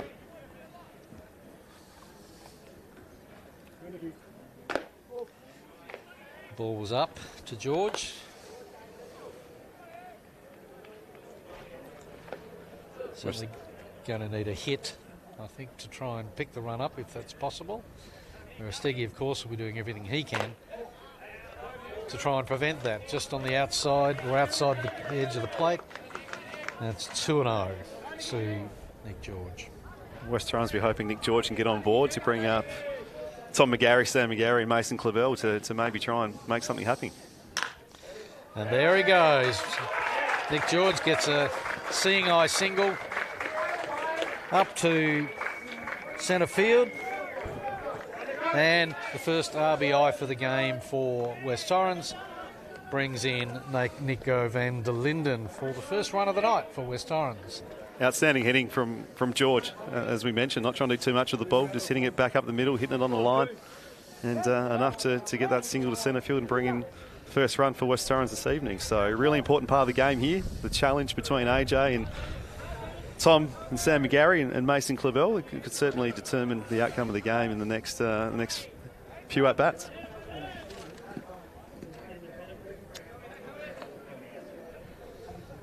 So we've got a runner at first with 2 out, and Tom McGarry leading the first pitch up. And we're in the bottom of the 5th inning. West Torrens now trail 4-1. All 4 Woodville runs being scored in the first innings. It was very productive. Featured good hitting, judicious leaves to pick up walks. And a couple of errors helped him along. That's a called strike on McGarry. 1-1.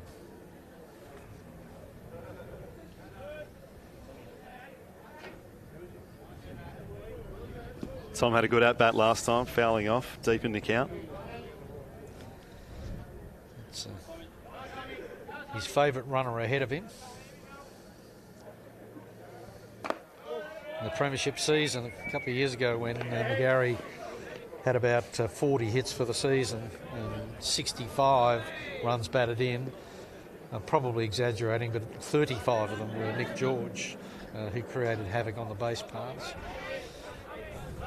Been a bit quieter since, as teams have tightened their defence on the pair of them. 2 balls and 1 strike.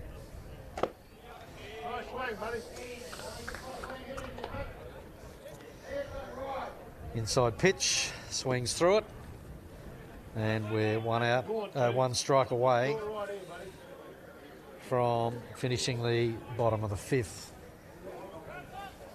Stiggy shakes off. Cool. And McGarry stands there looking at it.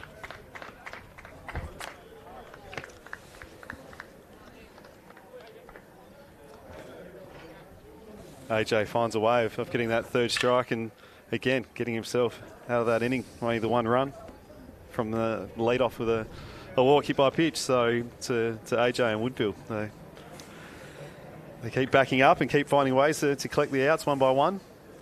No doubt about it. You have to take your hat off. He's just given up the 4 hits, just the 1 earned run and 8 strikeouts. I'd probably say 4 or 5 without taking the bat off the shoulder. I reckon 5 of them have been KCs. So certainly West Torrens need to adjust their approach to him, because he's not going to give them anything really, as he has walked 0 batters through his 5 innings, and you've just got to give credit for that. It's been outstanding. Still has barely thrown 75 pitches, so we've still got another 20 up his sleeve before Woodville have to change him. It's the way he's pitching, he may not need them. But we're back to the top of the 6th now, and Woodville are leading 4-1. And West Torrens have still got Bradley Marsh on the mound.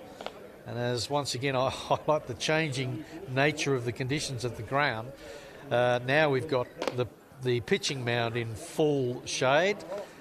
The outside edge of 3rd base is in bright sunshine. The base itself is in the shade. First base is in shade, and second base out there is in full sun. And of course home plate is in full sun. So it is challenging for the hitter to track a ball coming through mottled light like that. Nevertheless, that's what it is, and it's the same for both teams. Number 71 is right fielder Joe Paps, who walked his last at-bat. Fouls off the first pitch and the first base side.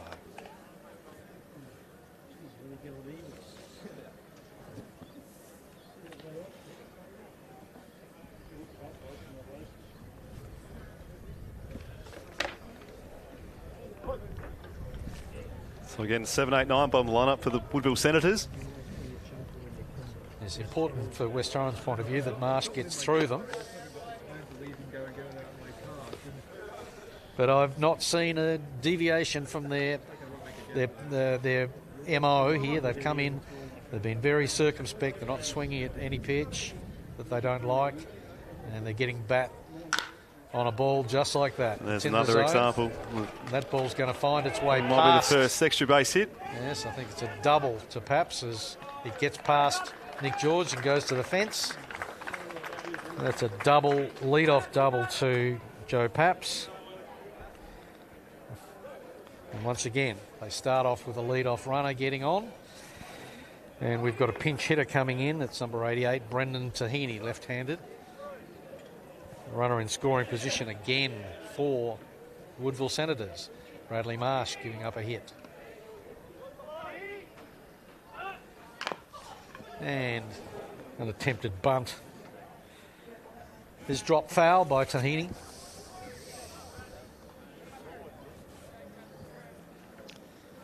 With none out and a runner at second, Woodville are trying to be aggressive here and getting a runner in scoring position, hoping then that any of their top order, who've been terrific tonight, are a chance to bring home another run and restore that 4-run cushion.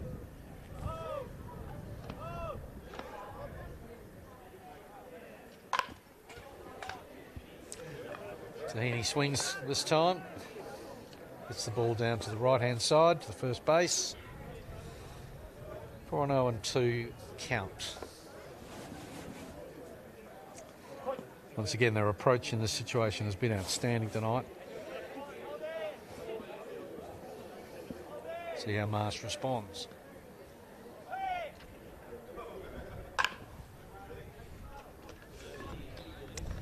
Certainly all over the pitch. Fouling 3 balls off. A bunt and 2 swings. 0-2 on the count. We're looking to hit that ball on that right side, move the runner over, and give Bravo and Castellano an opportunity to try and drive another run in for Woodville.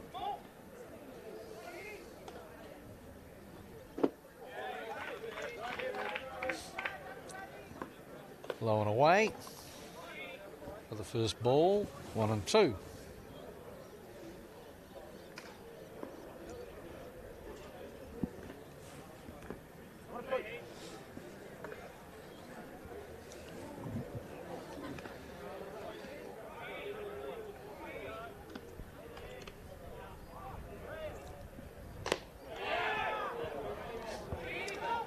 Outside, 2-2. Once again, they've been tough outs all night, Adam. Yeah.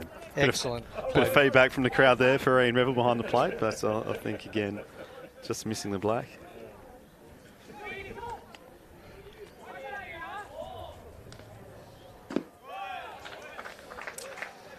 Oh, 2 to full count again, Mark. And worked at full count, exactly.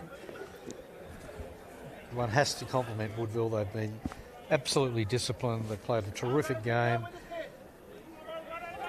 And difficult for Tahini to come in. You know, cold night, sitting on the bench, coming in after an hour and a half and having a really good at-bat. And Marsh lets him go with 4 consecutive balls. Outstanding at-bat. So he turns that 0-2 count into a 4-pitch walk, which puts runner at first and second and none out.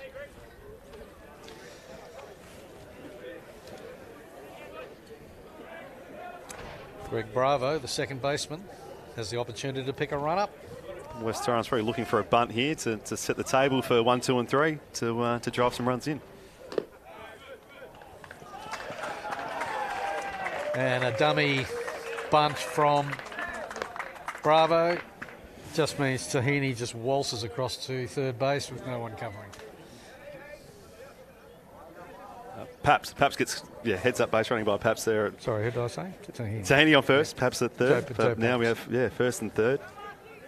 Do they send Tahini to create a bit of chaos and will West Torrens take a run for an out or go at him? The runner gone. Swing by Bravo. Just like that, runners second and third. None out. None out. West Torrens infield playing in, trying to limit the damage. Or trying to restrict the runs, I'm guessing. It's a 0. Except Marsh lets one get away from him and goes inside. 1 ball, 2 balls, 1 strike. Big part of the game here as to how West Torrens try and get out of this jam and whether Woodville can add to their score. 3 balls and 1 strike.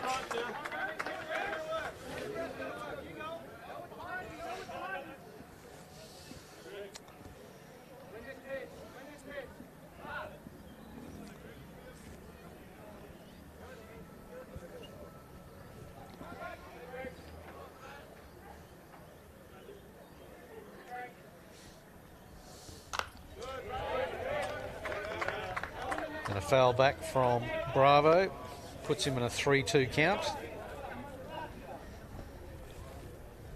So the lead-off double followed by a walk and a couple of stolen bases. Doesn't get any easier with Castellano, Jansen, Perez, more to follow. Correct. And he gets Bravo to strike out for the 3rd time tonight to give the first out. But of course that just allows Jose Castellano to come up. He's had a walk and a single tonight with a strikeout. Bradley Marsh, the lead-off hitter. Way inside. Way inside for a 1-0 count. He's got a smile on his face. I think he's trying to get one across rev there. He's hoping it might have brushed the jersey. Marsh is staying inside, but still a bit too far inside for 2-0.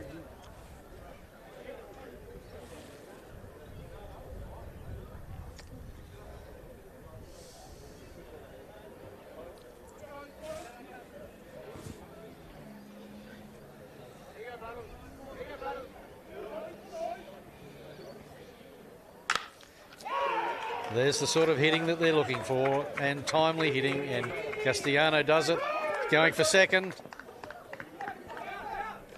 and is tagged out at first, but does the damage. Drives out for a single to centre field and picks up 2 runs to be batted in. And then he's picked off trying to steal 6-3 for the second out, but that's a big hit for Jose Castellano, who's had an outstanding game at centre field. Brings up the captain, Drew Jansen, now with bases empty, 2 out. Jansen goes very high. Coming under it is Nico van der Linden. And Jansen flies out on the first pitch to van der Linden at 6. But the damage was done. 2 more runs score for Woodville. 6-1. Leaders going into the bottom of the 6th inning. Well done to Woodville Senators there. Perhaps with a double to start the inning. Then Tahini, that pinch hit to come in and to go from, I think, 0-2 from memory to pick a walk. Yep. To get those first 2 runners on. There's some good heads-up base running with first and second, infield crashing, taking the base at third. And from there, certainly a great piece of hitting. So, Woodville certainly in the box seat, 6-1 as we get within the last half an hour of the game, last couple of innings. As AJ Verestigi sets up for a complete game, potentially, and turns around, having to face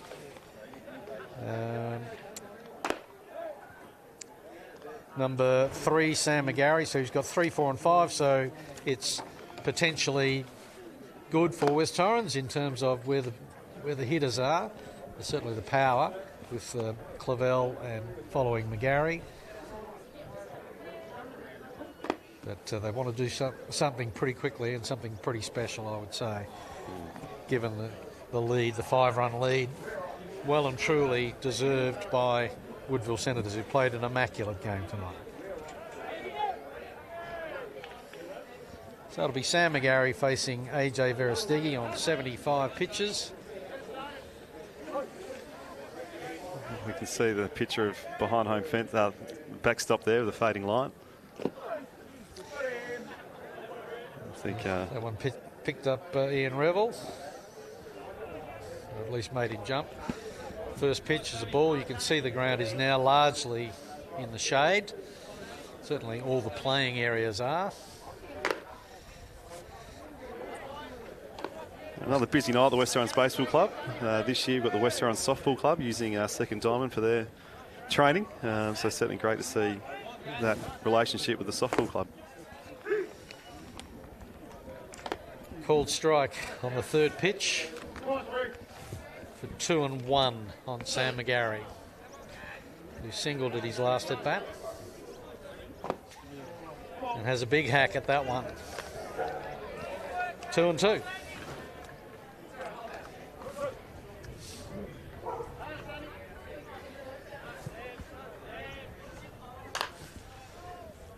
Another big cut. This time he gets a good piece of it, but it goes foul.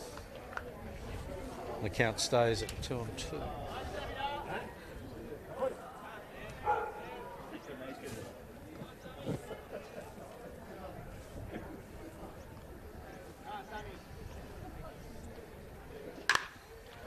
Good piece of it from McGarry, but Jansen picks it up easily and nails him on a 6-3 put out. For the first out of the 6th inning. And on to designated hitter Mason Clavel. Good play by Jansen there for Woodville. They're just counting down the outs they need to secure the victory and to remain at the top of the table.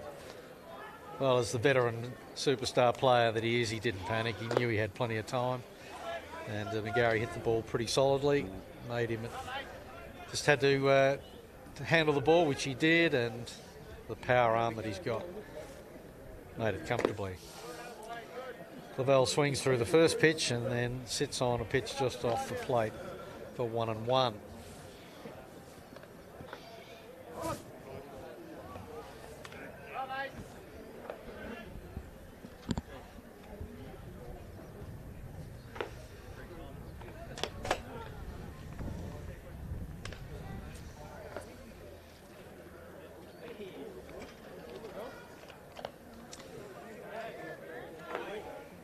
Two balls and one strike on Mason Clavell.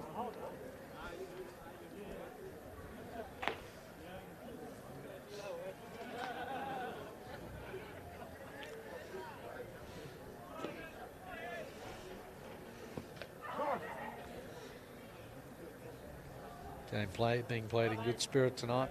Lots of banter between the pitcher and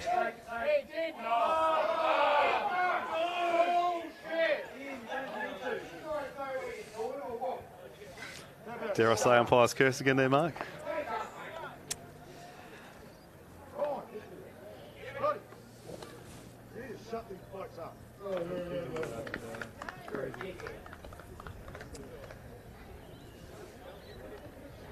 Always a healthy respect between West Torrens and Woodville.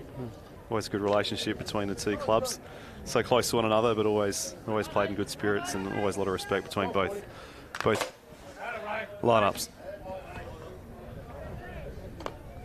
Fouled back for 2-2.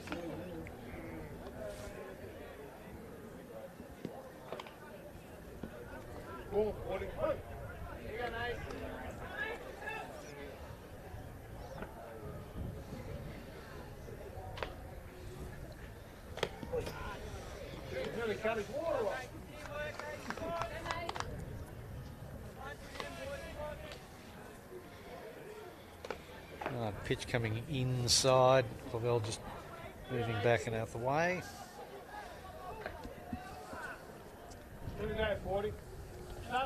3-2. We've got a full count for Mason Clavell. AJ Verostegui pitching.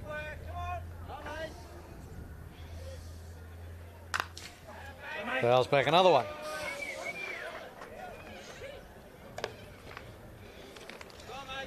Takes him close to 90 pitches, but still is going to put him into a position if they take him out, can leave the closer with plenty to defend if he can get through this innings. 3-2 is the count on Clavell. Start it now, buddy. And that's what he's done all night. Every time he's got into difficulty, he's come through and just blown the batters away. Yet another strikeout, which by my count takes him to 9 strikeouts. And just keeps finding a way to win those battles. So it was one-on-one battles each at bat. AJ just finds a way, keep coming back at that zone and comes up with the goods. Jacob Scott swings through the first pitch. No point guessing now. I think they've probably got to try and get some runners, some action happening on the bases. It's up. 90 pitches now for Verostegui. 59 strikes, 9 strikeouts, just the 1 earned run, 4 hits. Outstanding performance from him.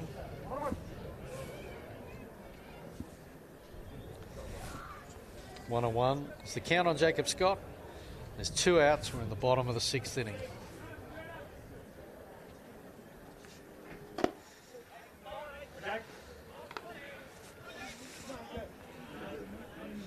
Pitch was up, 2-1.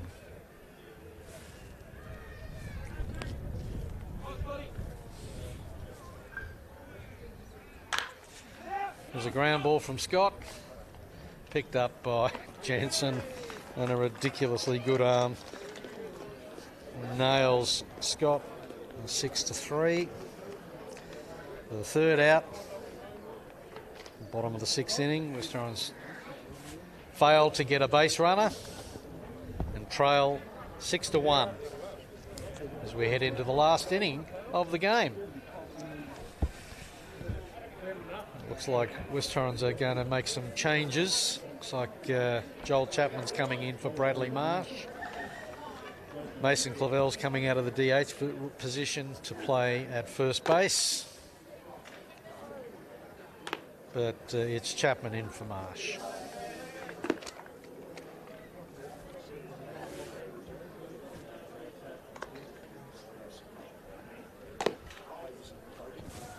Also like to take the opportunity just to recognise a few other sponsors of the West Torrens Baseball Club. The Henry family. I was talking with Ken earlier in the week. It's the third generation out with Mini Eagles, but certainly with Chris and Mark Henry with Actus Medical and B Switchcraft for their support of the club. And also with other sponsors, Vibe Financial, Adelaide Design with Ben Zuchin still leading juniors in that space there. Gavin doing an outstanding job with Gavin Snapshots. Gets across, I know he does the footy in the winter, baseball in the summer. Does a fantastic job here at West Torrens. Travels around, does concerts as well. Yep. Gets to the races. He does a great job, young Gavin. What a fantastic kid he is. So big shout out to Gavin. Follow him online. Follow his socials. He's doing some fantastic stuff in that space. And to Frank Reed Conveyancing, thank you for your continued support. So without our sponsors, a club like West Torrens wouldn't exist. And we're certainly very grateful for everyone that contributes to make the day-to-day running of the operation a bit easier. So thank you to everyone involved. All right, we've got Joel Chapman going to Cesar Perez. And just on the outside edge, but just off it for a ball. Perez gets wood on that one, but just to the left of third base. And down the left field line for a foul, 1-1. Of course, former teammates with Joel at Woodville the past couple of years, or Cesar also at West Torrens previously as well, so they'll be well known to one another. There's a strike.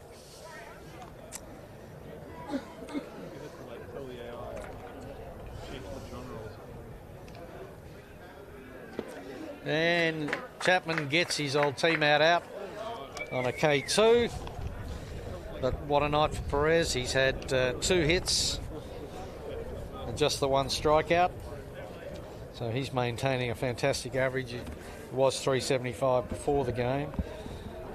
Bumped himself up to the 8 hits. Down to Wade Moore, the catcher. Foul tip from Moore for the first strike.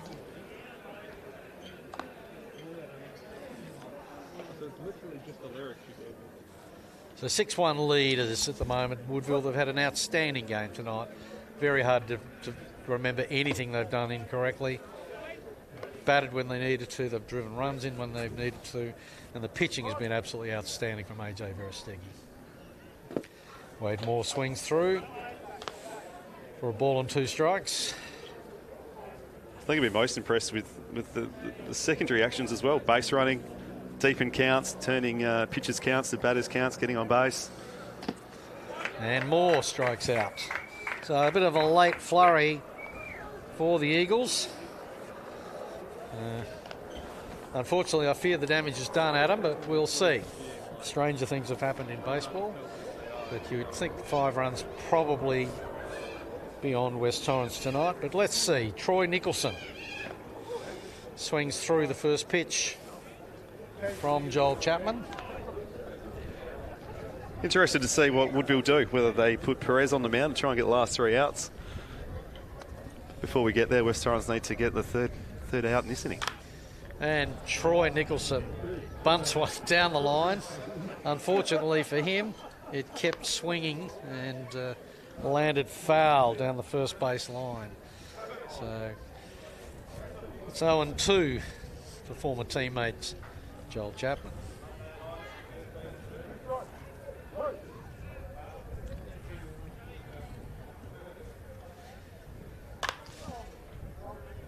Jam Nicholson, but he got some bat on it, so fouled it off to the right-hand side. count remains 0-2.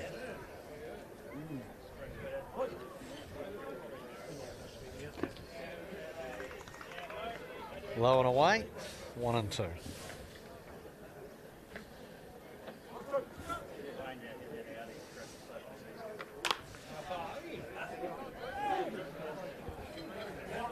Even right down to the last out, Mark, they know how to just keep battling away in that batter's box. You have to take your hat off and respect where respect is earned. Woodville have played a fantastic game tonight. They've done nothing wrong. They've done a lot right, including, as you just said, Adam, making every out a tough out. 1-2. And Troy Nicholson grounds the ball to Jacob Scott at third base, who records the out for a 5-3 on Nicholson. Nicholson, of course, has had a great night himself with 2 hits and just the strikeout and now the ground out in his 4 at-bats. Of course, he'll be pretty happy that they're sitting with a 5-run lead at 6-1. And you're right, I think Cesar Perez is going to come in and pitch. Let's just spot up some of the changes. Looks like young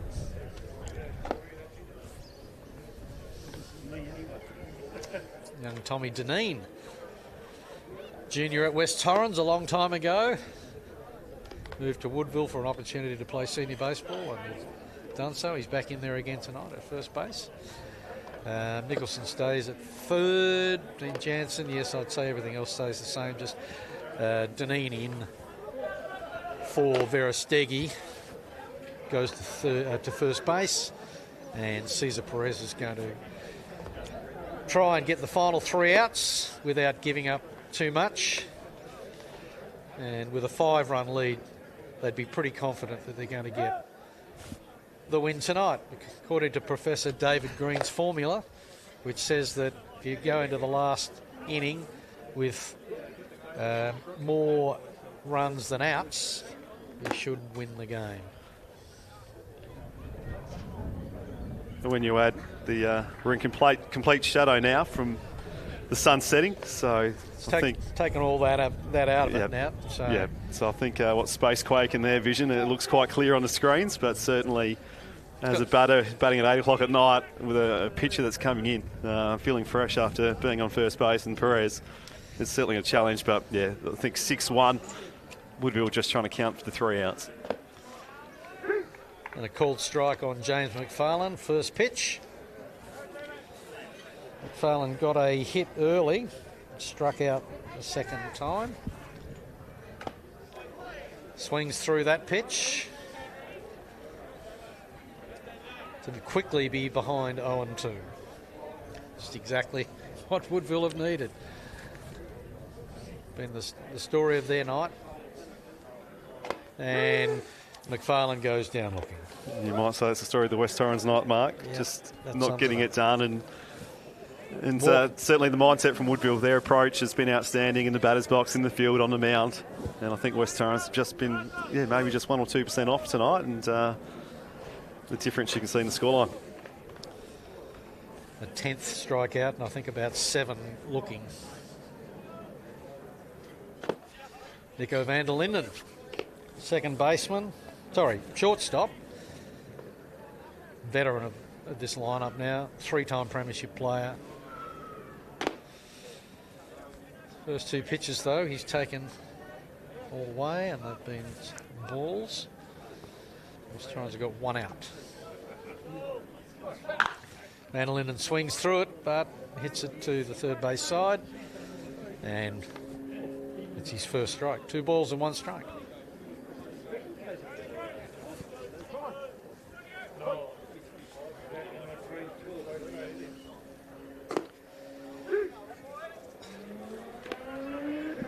Van der Linden looks at that one for a called strike. It's 2-2. Swings at it, and it's a bobble by Deneen, but even he's able to pick it up and recover and make the out unassisted at first. 2 outs for West Torrens. Joel Chapman comes up to the plate. With a 5-run lead, the Woodville Senators just need the last out to record a win. At the moment, it's a 6-1 lead. Joel Chapman at bat. Inside, first pitch. Important to bank those wins early before Christmas. Certainly makes it easier coming back in the second half of the season, as they're pretty tight Baseball SA Comp Division 1. But in terms of your approach on a Tuesday night, I think you summed it up early. West Torrens were not sharp.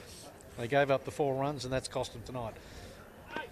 And Chapman has hit by pitch. A former teammate of Perez, of course. There's no malice there. Just what you want if you're the West Torrens batter coming up in a pretty fresh evening, and the game's, well, never say never, but certainly coming to its natural conclusion with 2 out, bottom of the 7th, and a 6-1 scoreline. So, yeah, Caesar and Joel Chapman have a bit of a chuckle about that one. And Jude gets a hit down the line. Joel Chapman's going to go from first to third. Ball gets there, but he beats the throw. And on the single to 7, Jude Barker then advances to second base on the throw. So,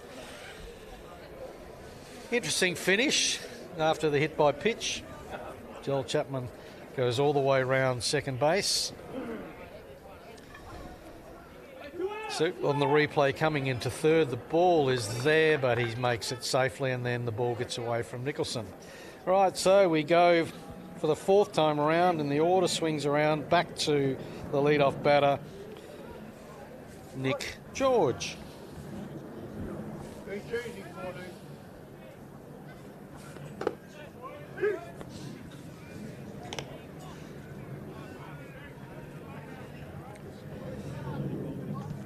First pitch strike to George.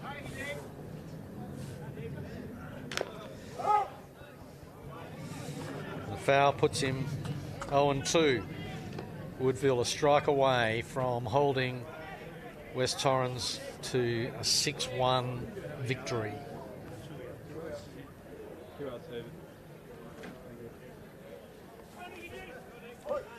0-2 on Nick George. Cesar Perez pitching. Stays in the count.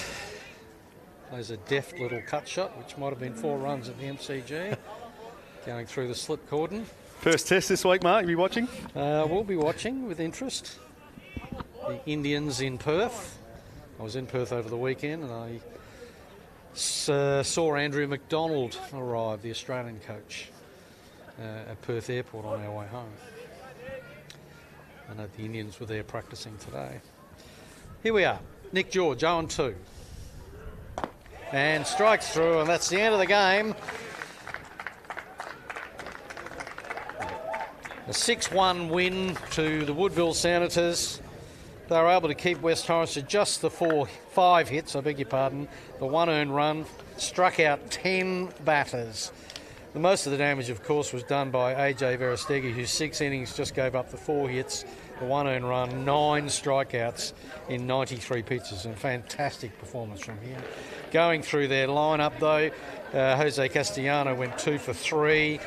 Cesar Perez went 2 for 4. Troy Nicholson went 2 for 4. And that was where the damage was done. Drew Jansen got a hit. And Joe Paps got a hit. So they had 8 hits to West Torrens 4. 6 RBIs. And yes, the errors hurt early, but you can't deny that the winning team, Woodville, played a great game. They also picked up 3 walks. They struck out 9 times. Adam, what did you think? No, outstanding from Woodville from the first pitch to the last pitch. They were just on song. Speaks volumes to the headset they've come into the game. Twilight games, they got runs on the board early, and then from there West Torrens are playing catch up. All momentum's with Woodville, so congratulations to Woodville Baseball Club on an outstanding effort this evening, and to get that win in a tight competition. Certainly will be thereabouts again for this season. So to all those involved with the Woodville Baseball Club, congratulations, and certainly West Torrens, probably not the outcome we were after for our first home game for season 24-25, but some things to work on moving forward. Plenty to work on, and at the end of the game with the Woodville Senators leading winning 6 games to 1, the West Torrens Baseball Club now look forward to the weekend where they go down to the Bay to play Glenelg. And I'm not sure who Woodville have got coming up. Maybe Northern Districts. I'd have to look forward. But I think they've got some more winnable games coming up. So a wonderful thing for them to pick up the win at this point of the season. And I guess they've got to look forward to it. So from all of us here at Lockleys, we're about to sign off. But we want to thank you for your company tonight. I want to thank Adam Lewis for being my co-commentator. And to everybody who's watched tonight, thanks for coming along. And from West Torrens and Lockleys Oval, it's Mark McGarry, over and out.